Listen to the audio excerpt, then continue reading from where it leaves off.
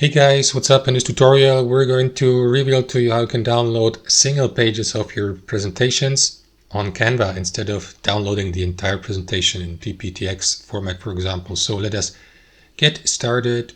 Head over to your presentation on Canva and select the page of your presentation here at the bottom you'd like to download. Now usually guys, if you download the PowerPoint presentation, you click into share in the top right, select download, and then choose, for example, PPTX for PowerPoint, click into download here, select the pages. However guys, as you can see, you can, for example, click into that menu and select only the current page or one of these, right? So for example, if I select current page, page 1, only the one will be downloaded.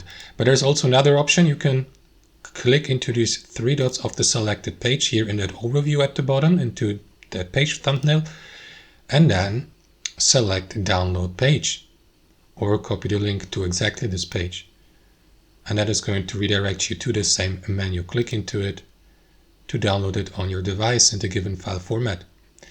As you can see here, that's how it works. Thanks for watching and have a wonderful day.